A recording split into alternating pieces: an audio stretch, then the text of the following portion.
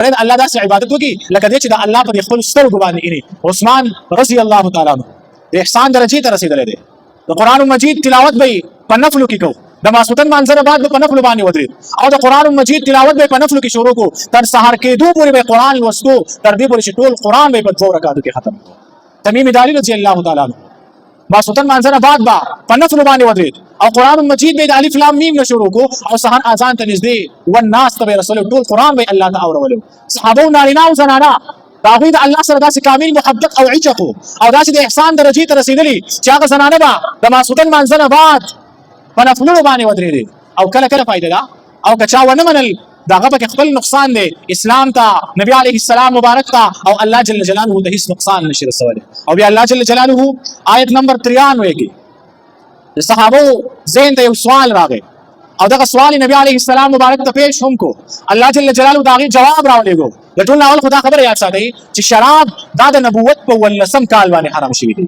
د نبوت په 18 کال جی 18 کال باندې نبی علیه السلام مبارک مکه مکرمه کې دغه دیار لسکاری کوي. تاسو به خبره باندې وس د آیت کریمه کې الله جل جلاله د ټولي دنیا په منکرین حدیث او په پرویزیانو باندې رد کوي چې هغه منکرین حدیث او پرویزیان عقیده او نظریه دالري چې خبره به صرف د الله منل کیږي، خبره به صرف د الله منل کیږي. وای زمونږ لپاره دستور او آیین صرف قرآن دی. سوره مائده آیت نمبر 92 و 93. اعوذ بالله من الشیطان الرجیم بسم الله الرحمن الرحیم وأطيعوا الله وأطيعوا الرسول واحذروا فإن توليتم فاعلموا أنما على رسولنا البلاغ المبين. ليس على الذين آمنوا وعملوا الصالحات جناح فيما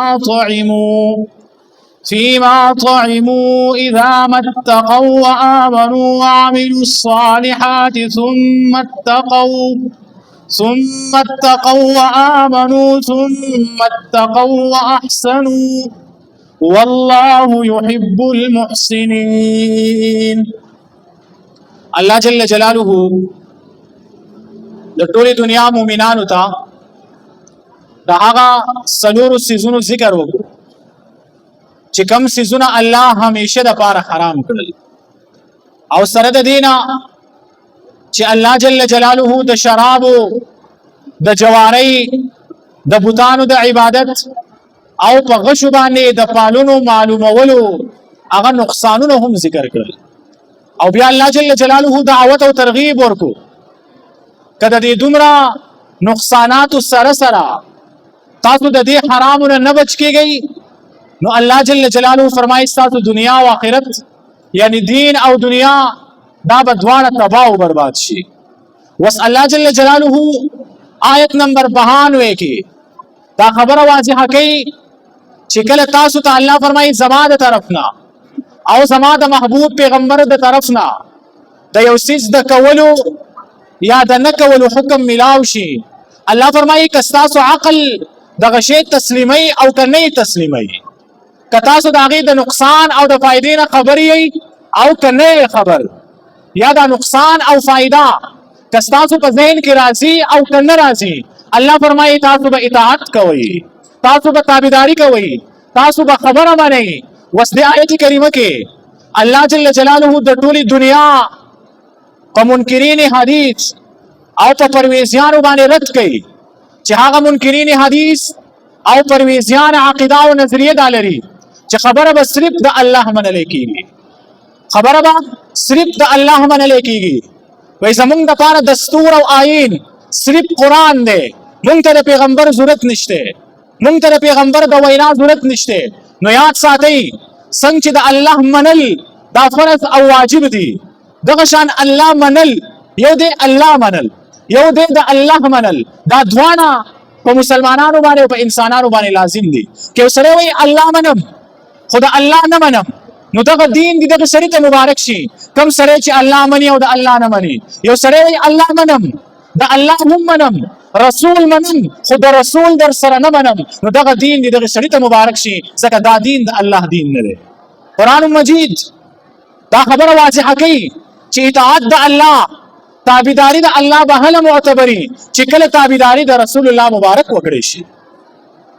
خبره به د اسلام هله د الله په دربار کې قابل قبولي چې الله هم ومنلی شي، د الله هم ومنلی شي، رسول الله مبارک هم ومنلی شي او د رسول الله مبارک هم ومنلی شي. یوازې داسې نه چې دا پیغمبر منم چې دا د الله رسول دی، خو دې پیغمبر چې څه ویلي دي هغه زما دپاره دستور او قانون او آیین او شریعت نه دی، نو دا سړی چېرته هم مسلمان نشي کېدی. الله جل جلاله خپل محبوب پیغمبر ته یو لویه مرتبه، یو لویه درجه ورکړې ده. کوم ځای چې الله خپل ذکر کوي هلته د خپل محبوب هم ذکر کوي. د الله په نسبت باندې هغه دین قابل قبول دی، کم دین چې د رسول الله مبارک په طور طریقه او په طرز عمل باندې ومنلی شي. یو سړی وایي الله به منم، د الله به منم، خو زما دپاره پیغمبر دا معیار د ایمان نه دی، زما دپاره پیغمبر دا د ایمان نمونه نه ده، نو دا سړی چېرته هم مسلمان نشي کېدی. نو الله څنګه فرمایي واطیعوا الله، او تاسو تابعداري کوئ د الله، واطیعوا الرسول، او تاسو ورسره تابعداري کوئ د رسول. الله فرمایي زما د پیغمبر تابعداري کوئ. واحذروا، او الله فرمایي ویریږئ، ویریږئ زما او زما د رسول د مخالفت نه. کوم سړی چې د الله او د الله د رسول مخالفت کوي نو آیا دا خلک الله ته او د الله رسول ته نقصان رسوي؟ الله فرمایي زموږ هیڅ نقصان نشي کولی. که خبره یې ومنله خپله فایده یو ده، او که خبره نه منئ الله جل جلاله فرمایي فاعلموا، دا خبره د زړه په غوږونو باندې الله وایي واورئ، انما علی رسولنا البلاغ المبین، زما په پیغمبر باندې صرف خبره رسول دي، نور منل او نه منل دا ستاسو کار دی. حساب او کتاب دا د بنده د الله ترمنځ دی. پیغمبر علیه السلام شریعت واضح کوي، احکامات بیانوي، که چا ومنل د هغه پکې خپله فایده ده او که چا ونه منل د هغه پکې خپل نقصان دی. اسلام ته، نبی علیه السلام مبارک ته او الله جل جلاله ته هیڅ نقصان نشي رسولی. او بیا الله جل جلاله آیت نمبر 93 کې د صحابو ذهن ته یو سوال راغی او دغه سوال نبی علیه السلام مبارک ته پیش هم کو. الله جل جلاله د هغې جواب راولېږو. د ټول اول خدا خبره یاد ساتئ چې شراب دا د نبوت په 18 کال باندې حرام شوي دي. د نبوت په څویم کال جي 18 کال باندې نبی علیه السلام مبارک مکه مکرمه کې دغه 14 کاله چې نبی علیه السلام په مکه مکرمه کې تیر کړل، په دغه زمانه کې شراب حلال و، مسلمانانو به شراب څکل، دا شراب به عیب نه ګڼلی کېدو. او مدینې منورې ته چې نبی علیه السلام مبارک هجرت وکړو، صحابو هجرت وکړو، تر څه زمانې پورې دا شراب دا په مدینه منوره کې هم حلال وو. خو چې کله د اسلام او د نبوت د نبی علیه السلام 18 کاله تیر شول، الله جل جلاله وحی راولېږله چې دا شراب حرام شو او همیشه دپاره حرام شو.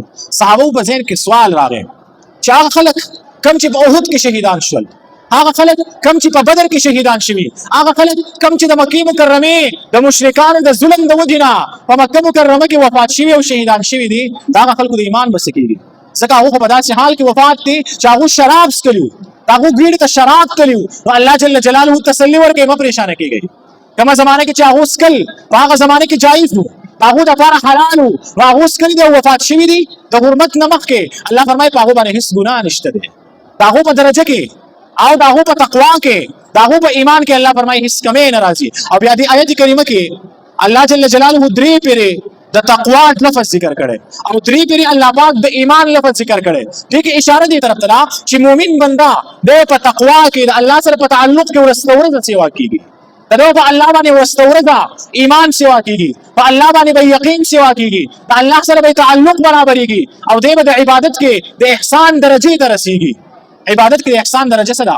نبی علیه السلام مبارک فرمایي ان تعبد الله کأنک تراه. د احسان درجه دا ده، 1 نمبر عبادت داره چې سړی د الله عبادت او بندگی داسې وکړي لکه دا سړی چې په دې خپلو سترګو باندې الله یې دی. او دا کله دغه درجه کله نصیب کېږي چې کله انسان په تقوا کې اضافه کوي او د الله سره تعلق سیوا کېږي، د ده په کې د الله نه یره سیوا کېږي، د الله محبت سیوا کېږي، د درجې د احسان ته ورسېږي. لکه صحابو عجیبه ایمان ورته الله ورکړي، وایي مونږ د جنت هغه نعمتونه پر خپلو سترګو باندې وینو او موږ د جهنميانو هغه شور او بدې ردې او سپکې سپورې پر یې غوږونو باندې اورو. د ایمان هغې درجې ته رسېدلي وو وی زمون په غیب باندې داسې ایمان دی، داسې کلک محکم او مضبوط ایمان دی، که د غیب نه دا شی مشاهدې ته راشي نو زمون په ایمان کې به څه کمی را نشي او زمون په ایمان کې به څه زیاتوالی را نشي، ځکه مونږ په غیب داسې کامل ایمان راوړی دی چې پای کې د شک شبهې د سره اړو څه ګنجایش نشته، او د الله په نزد هم دغه ایمان معتبر دی، د الله په نزد هم په دغه طریقه او په دغه کیفیت سره عمل کول معتبر دي، لکه صحابه هغه د احسان درجې ته رسېدلي. نو احسان خو تاسو ته ما وي چې سړی د الله داسې عبادت وکړي لکه دی چې د الله په خپلو سترګو باندې ویني. عثمان رضی الله تعالی عنه د احسان درجې ته رسېدلی دی. د قرآن مجید تلاوت به یې په نفلو کې کوو، د ماسوتن مانځه بعد به په نفلو باندې ودرېد او د قرآن مجید تلاوت به یې په نفلو کې شروع کړو، تر سهار کېدو پورې به یې قرآن لوستو، تر دې پورې چې ټول قرآن به یې په 2 رکعاتو کې ختم کړو. تمیم داری رضی الله تعالی عنه ماسوتن مانځه بعد به په نفلو باندې ودرېد او قرآن مجید به د الف لام میم نه شروع کو او سحر اذان ته نږدې والناس ته رسول ټول قرآن به الله ته اورولو. صحابه نارینه او زنانه د هغوی د الله سره داسې کامل محبت او عشق او داسې د احسان درجې ته رسېدلي چې هغه زنانه به د ماسوتن مانځه نه بعد په نفلونو باندې ودرېدې او کله کله به بلال صاحب د جومات نه سحر اذان شروع کو، هغې زنانو به ګیله غونته کې وکړه وی ربه سلنډې شپې د ستا عبادت په کې هم نشو کولی. اوس دا د عشق او د محبت خبرې دي. کله چې چا سره محبت او د هغه سره کینی خبرې اترې کوي، دی په ګنټو باندې نه پوهېږي، دی په ورځو باندې نه پوهېږي، دی په ټایم باندې نه پوهېږي. د صحابو د الله سره محبت و چې په مانځه باندې ودرېدل که نه هغه د دنیا د غمونو نه بې فکره شول، هغه د دنیا د سوچونو نه بې فکره شول. یو خو زموږ او ستاسو مونځ دی چې مونږ په مانځه باندې ودرېږو د دنیا ټول سوچونه زموږ مخې ته راشي او مونږ کې مشهور هم دا ده د چا نه څه خبره هېره شي یا د چا نه څه شی هېر شي، خلک وایي زه په مانځه کې به دې رایاد شي. ولې؟ ځکه دی چې په مانځه ودرېږي دی خو ظاهره کې ښکاري دا چې الله ته ولاړ دی، خو نور دی په حقیقت کې الله ته نه ولاړ، ځکه شیطان ورته ټول سوچونه مخې ته کړي او خلک هم وایي یاره په مانځه ولاړم ناڅاپه مې هغه خبره ذهن ته راغله. لکه ته د الله ملاقات نه راغلی که ته پکې سوچونه نه راغلی، دا د الله سره ملاقات دی او که دا د الله سره دوکه ده. نو زمونږ دا عبادتونه دا د احسان درجې ته لا نه دي رسېدلي، زمونږ دا منځونه ذکرونه تلاوتونه دا د احسان درجې ته نه دي رسېدلي. په دې وجه باندې زمونږ تقوا نه سیوا کېږي، زمونږ د ایمان هغه حلاوت مونږ نه محسوسو، د الله سره د تعلق هغه خوند په مونږ باندې نه لګي. نو که چېرته مونږ کوشش وکړو د تقوا اسباب مونږ اختیار کړل او تقوا او د الله نه یره مونږ اختیار کړه، نو نږدې دی هغه وخت چې زمونږ هم د الله سره داسې تعلق جوړ شي کم تعلق چې صحابو جوړ کړل. ځکه دا تعلق د الله سره جوړېدل دا یوازې صحابو سره خاص نه و، خو صحابو احساس پیش کړو دنیا ته، جذبات ښکاره کړل د الله مبارکې، د الله سره عشق او محبت وکړو، داسې کمال ته ورسېدل چې صحابو په مخ د ځمکه روانو خو د صحابو د خپو کشار دا به د الله په عرش له پاسه اورېدل کېدو. صحابه هغه داسې په مخ د ځمکه د الله سره داسې تعلق لرونکي وو چې په اسمانونو کې به فرشتو صحابه په نومونو پیژندل چې دا عمر صاحب دی او دا ابو بکر صدیق صاحب دی او دا بلال رضی الله تعالی عنہ دی او دا ابو دجانه رضی الله تعالی عنہ دی او دا سعد ابن معاذ رضی الله تعالی عنہ دی. ولې هغوی د الله سره تعلق جوړ کړل. الله فرمایي تاسو هم په تعلق کې اضافه وکړئ. لکه موږ دنیا تعلقات د خلکو سره جوړو او دا دې لپاره جوړ چې موږ ته د دنیا لږه غونډه کې فایده حاصل شي، خو یاد ساتئ چا چې د الله سره تعلق جوړ کړو دی به الله پاک د دنیا د ټولو تعلقاتو نه بچ وساتي، دغه به الله ټولې مسلې حل کړي. چا چې الله وپېژندو دته د نورو خلکو د پېژندو ضرورت نشته، چا چې د الله در وپېژندو د الله د خزانو نه د غوښتو طریقې زده کړه، الله به دا سړی غني کړي، الله به دا سړی بې پروا کړي، خو دا به کله کېږي چې کله تقوا پیدا شي. نو الله جل جلاله ترغیب ورکوي چې زما او زما د رسول اطاعت او تابعداري کوئ او زما د رسول د مخالفت نه ویریږئ. او الله فرمایي که تاسو خبره نه منئ مه یې منئ، ځکه ستاسو خو هغه ایمان راوړئ او که کفر کوئ الله وایي ما ته به راځئ، بیا به حساب او کتاب کېږي، خو دومره څه وکئ چې بیا د هغې برداشت کولی شي. یو سړی وایي زه الله نه منم، ټیک ده مه منه، خو چې د الله دربار ته لاړ او د الله مخې ته ودرېدې آیا بیا به طاقت ولري د الله د انکار؟ آیا بیا به طاقت ولري د الله د نافرمانۍ؟ آیا بیا به طاقت ولري د اسلام او د شریعت د خلاف؟ نو بس لږ سوچ دی، ځکه مؤمن بنده دی به غافل ژوند نه تېروي، دی به د عقل نه کار اخلي، دی به په وحي کې سوچ او فکر کوي، دی به بیا حق ته رسېږي. او که د وحي پرېښوده، شریعت یې پرېښودو، پیغمبر علیه السلام یې پرېښودو، نو یاد ساتئ چې چېرته هم دی الله ته نشي رسېدی. الله دې عمل کول توفیق راکړي. الله فرمایي واطیعوا الله او تابعداري کوئ د الله واطيعوا الرسول او تابعداري کوي د رسول، واحذروا او ځان بچ ساتي د خلاف د دې دوانو نه. یعنی الله فرمایي زما او زما د رسول مخالفت مکوي. فإن توليتم پس کتا تو مخ وګرځو، الله وی حرام سيزونه می درته بیان کړل، کتا تو د دې حرام نه بچ نشوي. فعلموا نو دا خبره د زړه په غوګونو باندې واوري او پوه شي انما چې بشکا علی رسولنا پر رسول زمون باندې البلاغ المبین سپر سوال د ښکارا زمون د پیغمبر کار دار. الله فرمایي تاسو ته ښکارا پیغام در رسي، نور عمل کول او خلاف کول الله فرمایي دا تاسو په خلا زما او تاسو بیا معامله ده، بیا به حساب او کتاب. الله فرمایي د قیامت په لوی ورځ باندې کیږي دومره سوکه. الله فرمایي چې څومره برداشت کولای شي. لیس او نشتره علی الذین په هغه کسانو باندې امنو چې ایمان راوړي وعملوا الصالحات او عملونه کوي نیک، جناح سغنا فيما طعموا په هغه کې په هغه څه کې چې دوی خوړلې دي یا سې سکلې دي. مثال په توګه شراب په ابتداء اسلام کې حلال، نو الله جل جلاله فرمایي په دې مه پریشان کیږي ځکه په هغه زمانه کې حلال چې کله حلال په دې باندې څه ګناه نشته. اذا متقوا کله چې ځان بچ کوي دوی د شرک نه، اول نه اتقوا د تقوا لفظ الله ذکر کوي. اذا متقوا کله چې ځان بچ کوي د شرک نه، وآمنوا او ایمان راوړي، وعملوا الصالحات او عملونه کوي نیک، ثم اتقوا او بیا ځان بچ کوي یا ځان بچ ساتي د حرامونه. د ایمان درجه دا ده چې دا سړی به ځان د شرک نه بچ ساتي. دویم دا سره بزان د حرامو نه بچ ساتي. وآمنوا او ایمان به همیشه لري، داسې نه چې نن خبره منلې او سبا انکار کوي، نه کامل ایمان به لري او په ایمان کې به ترقی کوي. ثم اتقوا الله فرمای او بیا ځان بچ ساتي د هغه شیزونو نه په کوم شیزونو کې چې شبهات یو سړی ته شبهه رااله، یو سړی په شک کې شو چې دا شی حلال دی او که حرام دی، نو تقوا ده الله فرمای پریدا. تقوا سره چې پریدا کوم ځای کې سړی په شک کې شو چې لکه دا شی وخورم که ونه خورم، دا به زمانه پر حلال او که حرام وي. تقوا دا الله فرمایي پریدا. واحسنوا او الله فرمایي خیسته عمل کوي، خیسته عمل کوي ان احسان په درجه کې عمل کوي، دا سه عمل کوي لکه دې چې الله پر خپل سترګو باندې اني. والله او الله پاک يحب من کوي او محبت کوي المحسنين د نیکی کوونکو سره. یو ته وکړي واطيعوا الله او تابعداري کوي د الله، واطيعوا الرسول او تابعداري کوي د رسول، واحذروا او ځان بچ کوي د مخالفت د دې دوانو نه.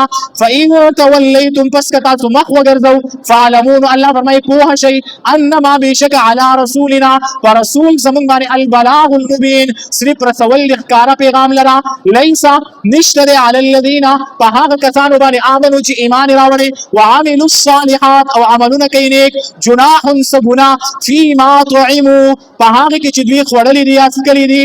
اذا متقوا کله چې ځان بچ کوي د شرک نه، وآمنوا او ایمان راوړي، وعملوا الصالحات او عملونه کوي نیک، ثم اتقوا او تقوا نورهم سوا کوي او ځان بچ کوي د حرامونه، وآمنوا او په ایمان باندې همیشواله کوي، ثم اتقوا او بیا ځان ساتي د شبهاتونه، واحسنوا او خیسته عمل کوي. والله او الله پاک يحب من کوي المحسنين د نیکی کوونکو سره. الله دې خپل توفیق ورکړي.